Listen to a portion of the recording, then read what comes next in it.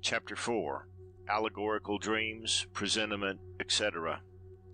It has been the opinion of many philosophers, both ancient and modern, that in the original state of man as he came forth from the hands of his Creator, that knowledge which is now acquired by pains and labor was intuitive.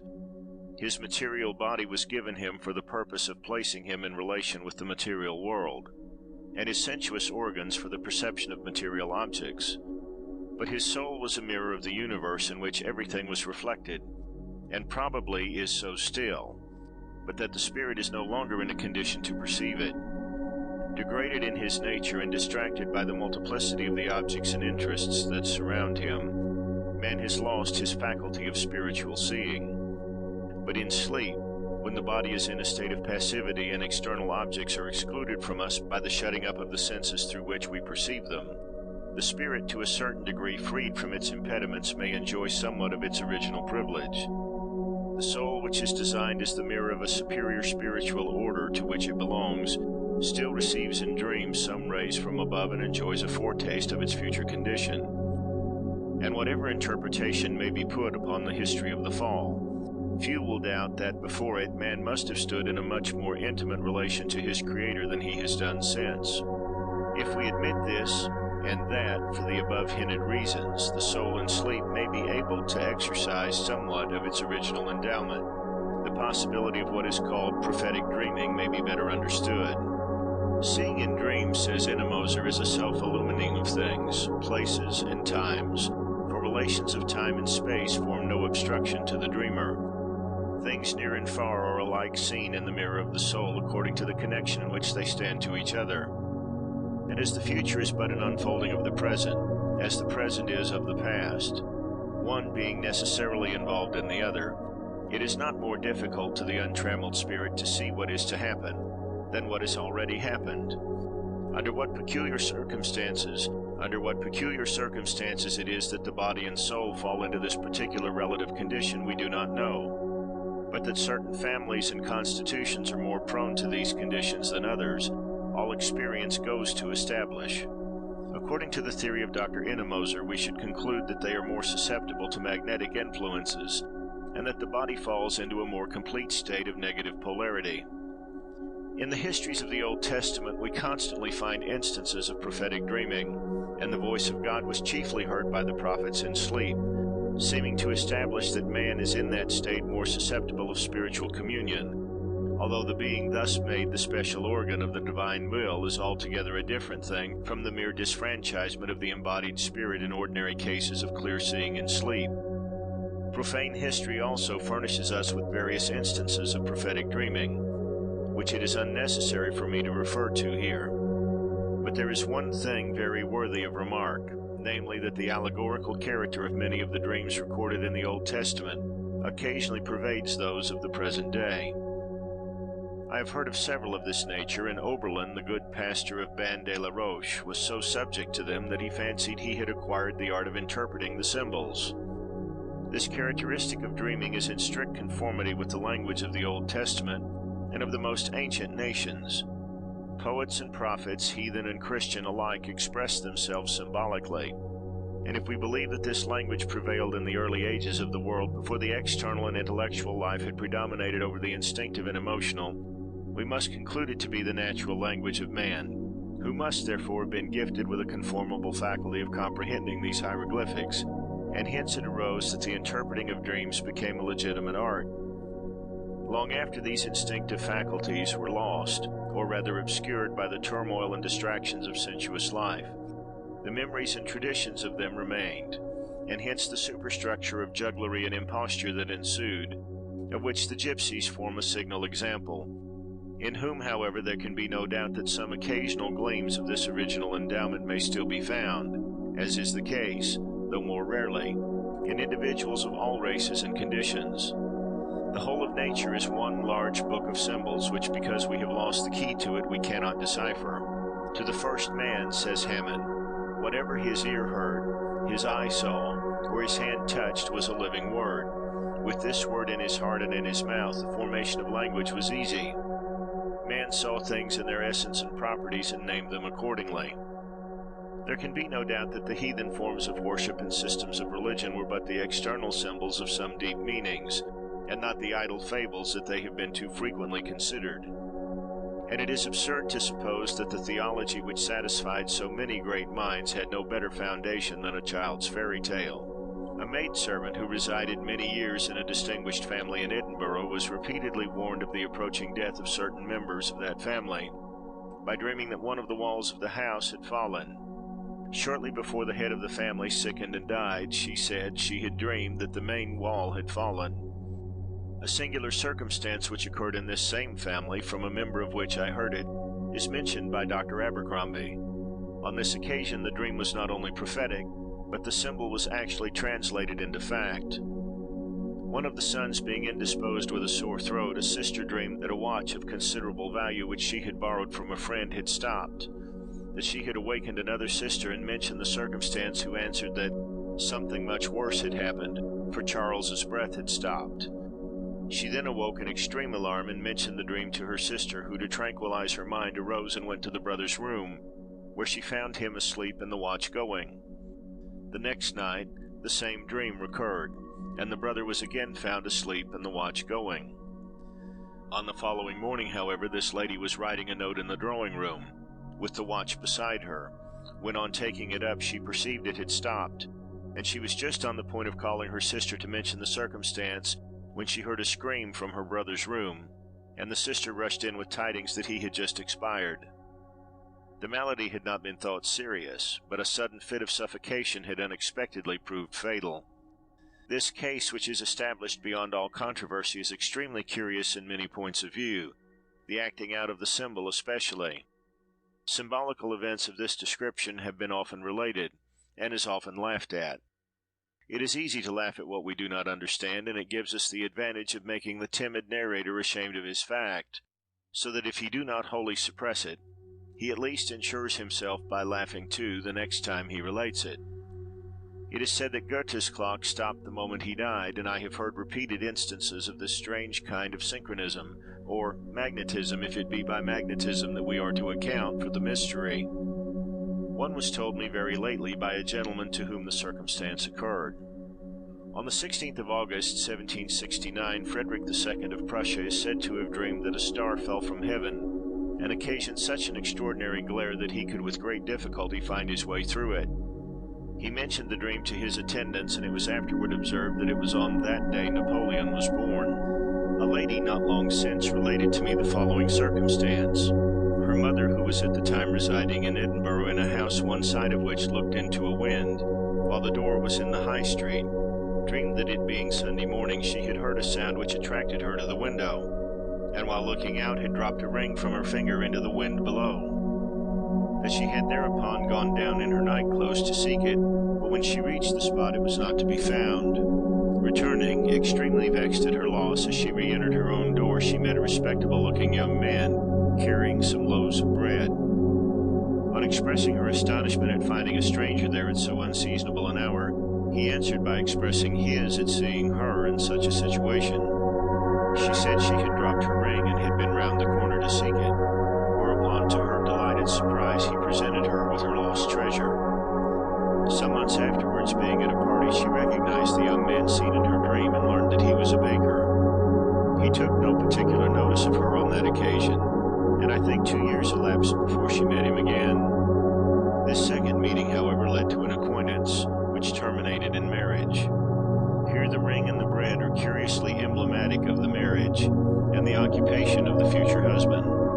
Miss L., residing at Dalkeith, dreamed that her brother, who was ill, called her to his bedside and gave her a letter which he desired her to carry to their aunt, Mrs. H., with the request that she would deliver it to John. John was another brother who had died previously, and Mrs. H. was at the time ill. He added that he himself was going there also, but Mrs. H. would be there before him.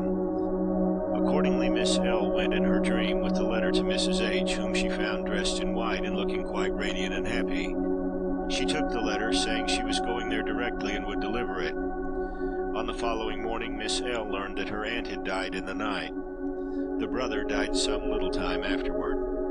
A gentleman who had been a short time visiting Edinburgh was troubled with a cough, which, though it occasioned him no alarm, he resolved to go home to nurse. On the first night of his arrival he dreamed that one half of the house was blown away. His bailiff, who resided at a distance, dreamed the same dream on the same night. The gentleman died within a few weeks.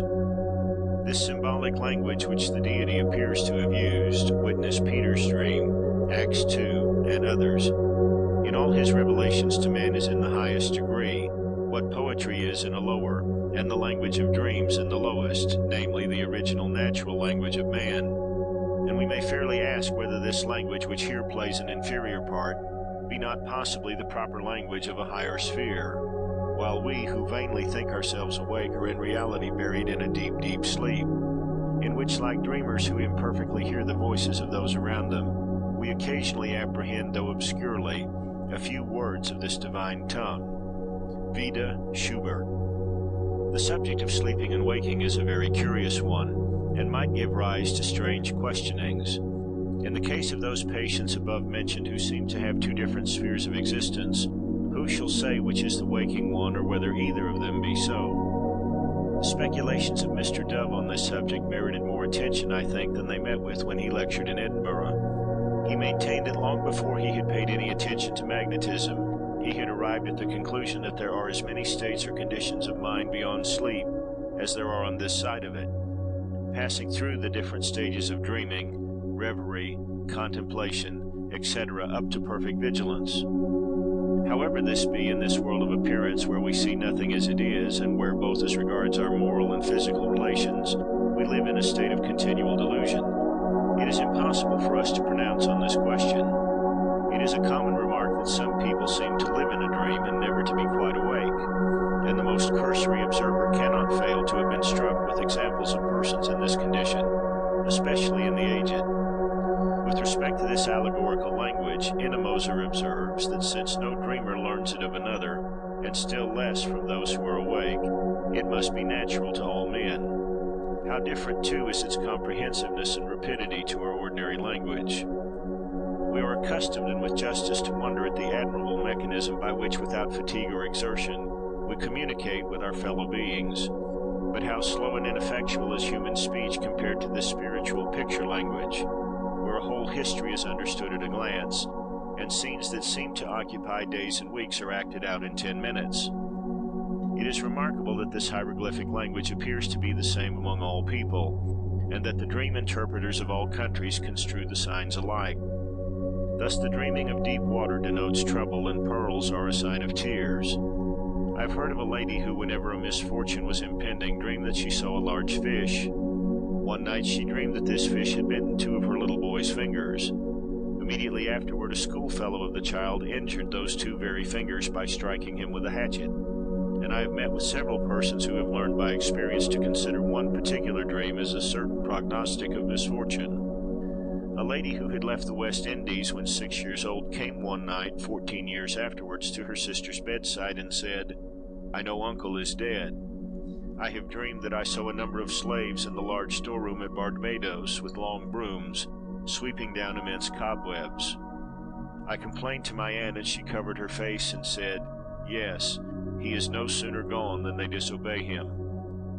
It was afterward ascertained that Mr. P. had died on that night, and that he had never permitted the cobwebs in this room to be swept away, of which, however, the lady assures me she knew nothing, nor could she or her friends conceive what was meant by the symbol of the cobwebs, till they received the explanation subsequently from a member of the family.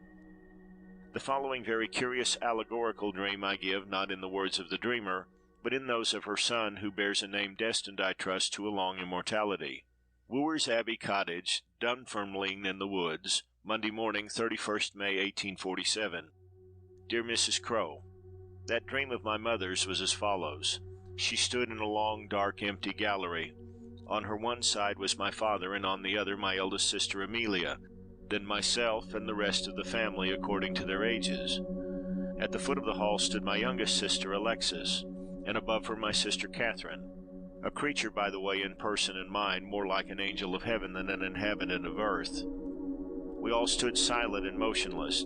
At last it entered, the unimagined something, that, casting its grim shadow before, had enveloped all the trivialities of the preceding dream in the stifling atmosphere of terror. It entered, stealthily descending the 3 steps that led from the entrance down into the chamber of horror, and my mother felt it was death. He was dwarfish, bent and shriveled. He carried on his shoulder a heavy axe, and had come, she thought, to destroy all her little ones at one fell swoop. On the entrance of the shape, my sister Alexis leaped out of the rank, interposing herself between him and my mother. He raised his axe and aimed a blow at Catherine, a blow which, to her horror, my mother could not intercept, though she had snatched up a 3-legged stool, the sole furniture of the apartment, for that purpose. She could not, she felt, fling the stool at the figure without destroying Alexis, who kept shooting out and in between her and the ghastly thing. She tried in vain to scream. She besought my father in agony to avert the impending stroke, but he did not hear or did not heed her, and stood motionless as in a trance. Down came the axe, and poor Catherine fell in her blood, cloven to the Whitehall Spain. Again the axe was lifted by the inexorable shadow over the head of my brother, who stood next in line. Alexis had somewhere disappeared behind the ghastly visitant, and with a scream my mother flung the footstool at his head. He vanished, and she awoke. This dream left on my mother's mind a fearful apprehension of impending misfortune, which would not pass away. It was murder she feared, and her suspicions were not allayed by the discovery that a man, some time before discarded by my father for bad conduct, and with whom she had somehow associated the death of her dream, had been lurking about the place and sleeping in an adjoining outhouse on the night it occurred.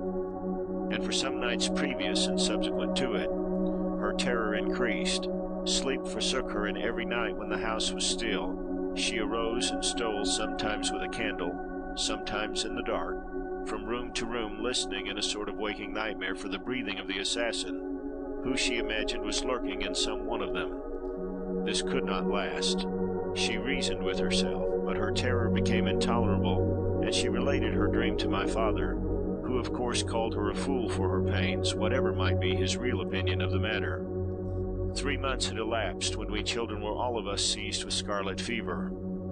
My sister Catherine died almost immediately, sacrificed, as my mother in her misery thought, to her, my mother's over-anxiety for Alexis, whose danger seemed more imminent. The dream prophecy was in part fulfilled. I also was at death's door, given up by the doctors, but not by my mother.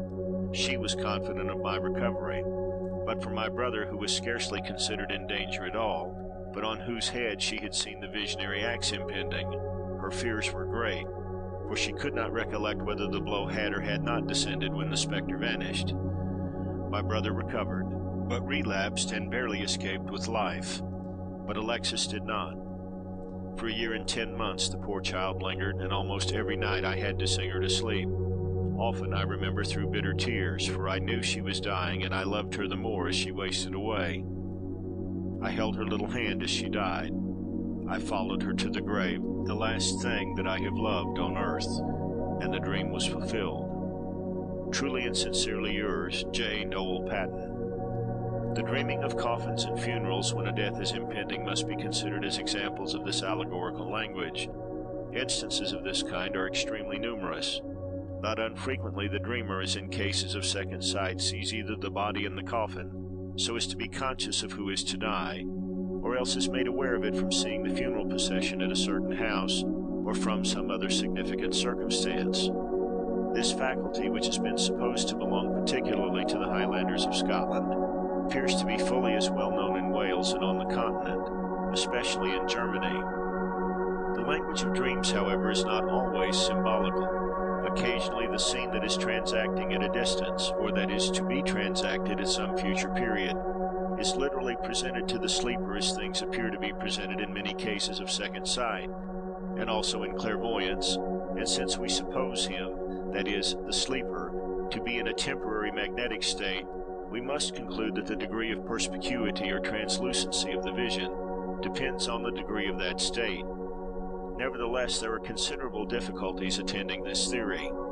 A great proportion of the prophetic dreams we hear of are connected with the death of some friend or relative. Some, it is true, regard unimportant matters as visits, and so forth. But this is generally, though not exclusively, the case only with persons who have a constitutional tendency to this kind of dreaming, and with whom it is frequent. But it is not uncommon for those who have not discovered any such tendency to be made aware of a death. and the number of dreams of this description I meet with is very considerable. Now, it is difficult to conceive what the condition is that causes this perception of an approaching death, or why, supposing, as we have suggested above, that when the senses sleep, the untrammeled spirit sees, the memory of this revelation, if I may so call it, so much more frequently survives than any other, unless indeed it be the force of the shock sustained, which shock, it is to be remarked, always wakes the sleeper, and this may be the reason that if he fall asleep again, the dream is almost invariably repeated. I could fill pages with dreams of this description which have come to my knowledge or been recorded by others. Mr. H., a gentleman with whom I am acquainted, a man engaged in active business, and apparently as little likely as any one I ever knew to be troubled with a faculty of this sort, dreamed that he saw a certain friend of his dead. The dream was so like reality that although he had no reason whatever to suppose his friend ill, he could not forbear sending in the morning to inquire for him. The answer returned was that Mr. A. was out and was quite well. The impression, however, was so vivid that although he had nearly 3 miles to send, Mr. H. felt that he could not start for Glasgow, whether business called him, without making another inquiry. This time his friend was at home, and answered for himself that he was very well, and that somebody must have been hoaxing H. and making him believe otherwise. Mr. H. set out on his journey wondering at his own anxiety, but unable to conquer it. He was absent but a few days, I think 3, and the first news he heard on his return was that his friend had been seized with an attack of inflammation and was dead. A German professor lately related to a friend of mine that being some distance from home he dreamed that his father was dying, and was calling for him. The dream being repeated, he was so far impressed as to alter his plans and return home, where he arrived in time to receive his parents' last breath. He was informed that the dying man had been calling upon his name repeatedly in deep anguish at his absence. A parallel case to this is that of Mr. R.E.S., an accountant in Edinburgh and a shrewd man of business, who relates the following circumstances occurring to himself. He is a native of Dalkeith, and was residing there when, being about 15 years of age, he left home on a Saturday to spend a few days with a friend at Prestonpans. On the Sunday night he dreamed that his mother was extremely ill, and started out of his sleep with an impression that he must go to her immediately. He even got out of bed with the intention of doing so, but reflecting that he had left her quite well and that it was only a dream, he returned to bed and again fell asleep. But the dream returned, and unable longer to control his anxiety, he arose, dressed himself in the dark, quitted the house, leaping the railings that surrounded it, and made the best of his way to Dalkeith. On reaching home, which he did before daylight, he tapped at the kitchen window, and on gaining admittance was informed that on the Saturday evening, after he had departed, his mother had been seized with an attack of British cholera, and was lying above extremely ill. She had been lamenting his absence extremely, and had scarcely ceased crying, "Oh, Ralph, Ralph, what a grief that you are away."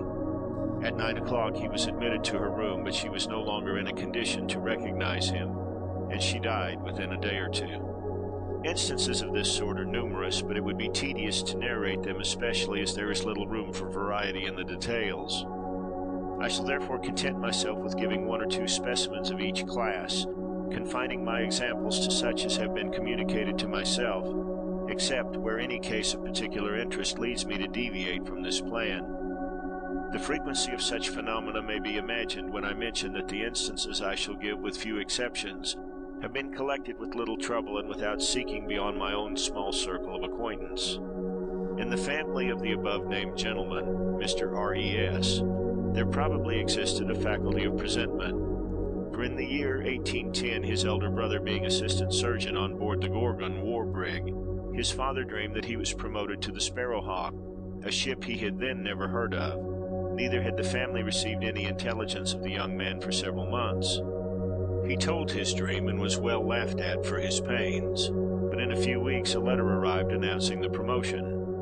When Lord Burghersh was giving theatrical parties at Florence, a lady, Mrs. M., whose presence was very important, excused herself one evening, being in great alarm from having dreamed in the night that her sister in England was dead, which proved to be the fact. Mr. W., a young man at Glasgow College, not long since, dreamed that his aunt in Russia was dead. He noted the date of his dream on the window shutter of his chamber. In a short time the news of the lady's death arrived. The dates, however, did not accord, but on mentioning the circumstance to a friend he was reminded that the adherents of the Russians to the old style reconciled the difference. A man of business in Glasgow lately dreamed that he saw a coffin on which was inscribed the name of a friend with the date of his death. Some time afterward he was summoned to attend the funeral of that person, who at the time of the dream was in good health, and he was struck with surprise on seeing the plate of the coffin bearing the very date he had seen in his dream. A French gentleman, Monsieur de V, dreamed some years since that he saw a tomb on which he read very distinctly the following date, 23rd June, 1840-something. There were also some initials, but so much effaced that he could not make them out. He mentioned the circumstance to his wife, and for some time they could not help dreading the recurrence of the ominous month. But as year after year passed and nothing happened, they had ceased to think of it. When at last the symbol was explained, on the 23rd of June, 1846, their only daughter died at the age of 17. Thus far, the instances I have related seem to resolve themselves into cases of simple clairvoyance or second sight in sleep, although in using these words I am very far from meaning to imply that I explain the thing or unveil its mystery. The theory above alluded to seems as yet the only one applicable to the facts, namely that the senses being placed in a negative and passive state, the universal sense of the immortal spirit within, which sees and hears and knows, or rather, in one word, perceives without organs, becomes more or less free to work unclogged. That the soul is a mirror in which the spirit sees all things reflected is a modification of this theory, but I confess I find myself unable to attach any idea to this latter form of expression. Another view which I have heard suggested by an eminent person is that if it be true, as maintained by Dr. Wigan and some other physiologists, that our brains are double, it is possible that a polarity may exist between the two sides, by means of which the negative side may, under certain circumstances, become a mirror to the positive. It seems difficult to reconcile this notion with the fact that these perceptions occur most frequently when the brain is asleep. How far the sleep is perfect in general, however, we can never know. And of course, when the powers of speech and locomotion continue to be exercised, we are aware that it is only partial, in a more or less degree. In the case of magnetic sleepers, observation shows us that the auditory nerves are aroused by being addressed and fall asleep again as soon as they are left undisturbed. In most cases of natural sleep, the same process, if the voice were heard at all, would disperse sleep altogether, and it must be remembered that, as Dr. Holland says, sleep is a fluctuating condition varying from one moment to another, and this allowance must be made when considering magnetic sleep also. It is by this theory of the duality of the brain which seems to have many arguments in its favor, and the alternate sleeping and waking of the two sides that Dr. Wigan seeks to account for the state of double or alternate consciousness above alluded to, and also for that strange sensation which most people have experienced of having witnessed a scene or heard a conversation at some indefinite period before, or even in some earlier state of existence. He thinks that one half of the brain being in a more active condition than the other, it takes cognizance of the scene first, and that thus the perceptions of the second, when they take place, appear to be a repetition of some former experiences. I confess this theory as regards this latter phenomenon is to me eminently unsatisfactory, and it is especially defective in not accounting for one of the most curious particulars connected with it, namely, that on these occasions people not only seem to recognize the circumstances as having been experienced before, but that they have very frequently an actual foreknowledge of what will be next said or done. Now, the explanation of this mystery, I incline to think, may possibly lie in the hypothesis I have suggested, namely, that in profound and what appears to us generally to have been dreamless sleep, we are clear seers. The map of coming events lies open before us, the spirit surveys it, but with the awakening of the sensuous organs, this dream life, with its aerial excursion, passes away and we are translated into our other sphere of existence. But occasionally some flash of recollection, some ray of light from this visionary world in which we have been living, breaks in upon our external objective existence, and we recognize the locality, the voice, the very words as being but a reacting of some foregone scenes of a drama. The faculty of presentiment, of which everyone must have heard instances, seems to have some affinity to the phenomenon last referred to. I am acquainted with a lady in whom this faculty is in some degree developed, who has evinced it by a consciousness of the moment when a death was taking place in her family or among her connections, although she does not know who it is that has departed. I have heard of several cases of people hurrying homeward from a presentiment of fire, and Mr. M. of Calderwood was once, when absent from home, seized with such an anxiety about his family that without being able in any way to account for it, he felt himself impelled to fly to them and remove them from the house they were inhabiting, one wing of which fell down immediately afterward. No notion of such a misfortune had ever before occurred to him, nor was there any reason whatever to expect it, the accident originating from some defect in the foundations. A circumstance exactly similar to this is related by Stilling of Professor Bohm, teacher of mathematics at Marburg, who being one evening in company was suddenly seized with the conviction that he ought to go home. As, however, he was very comfortably taking his tea and had nothing to do at home, he resisted the admonition, but it returned with such force that at length he was obliged to yield. On reaching his house he found everything as he had left it, but he now felt himself urged to remove his bed from the corner in which it stood to another. But as it had always stood there, he resisted this impulsion also. However, the resistance was vain, absurd as it seemed. He felt he must do it. So he summoned the maid, and with her aid drew the bed to the other side of the room, after which he felt quite at ease and returned to spend the rest of the evening with his friends. At 10 o'clock the party broke up, and he retired home and went to bed and to sleep.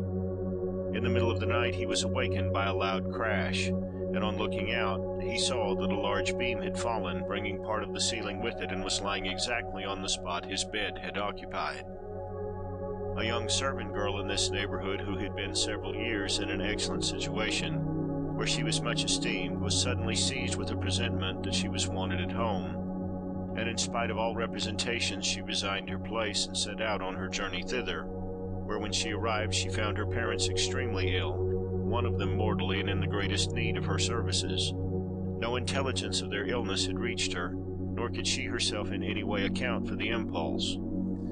I have heard of numerous well-authenticated cases of people escaping drowning from being seized with unaccountable presentiment of evil, where there were no external signs whatever to justify the apprehension.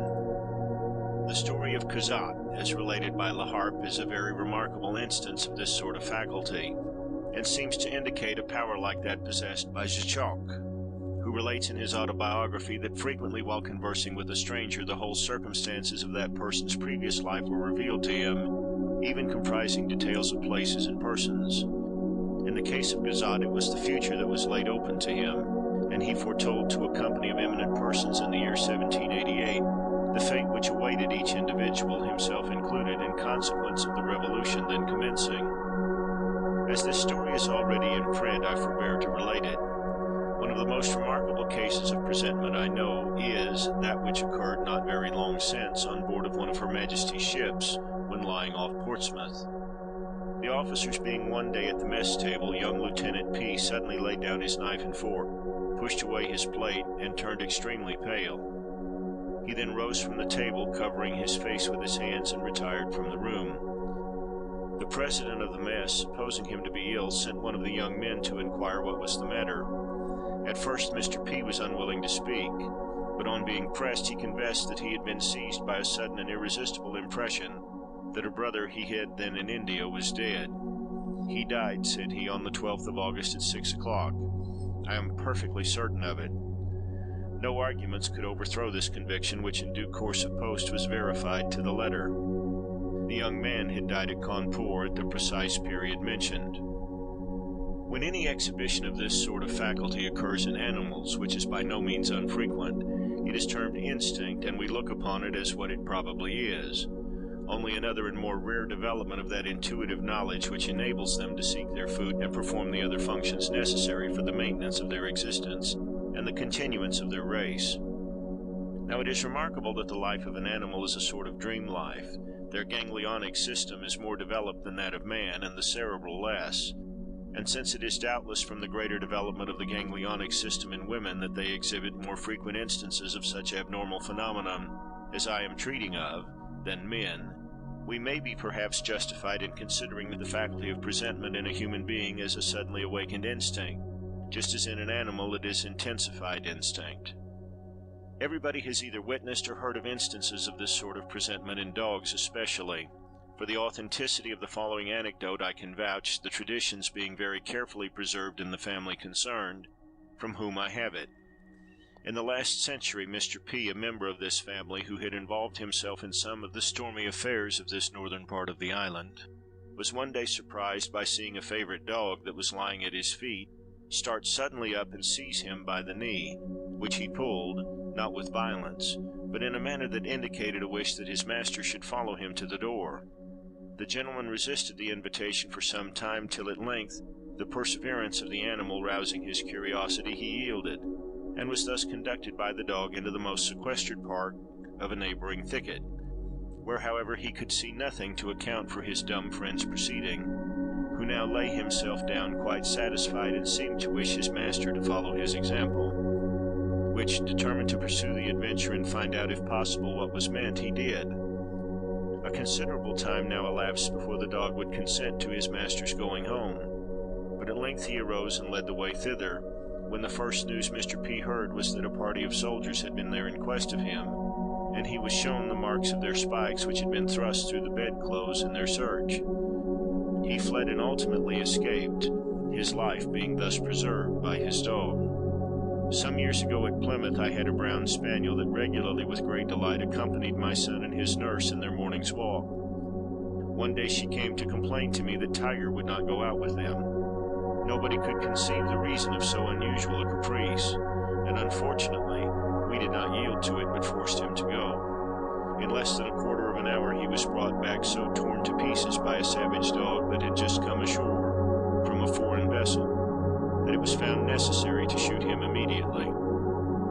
End of section 4. Recording by Philip Gould.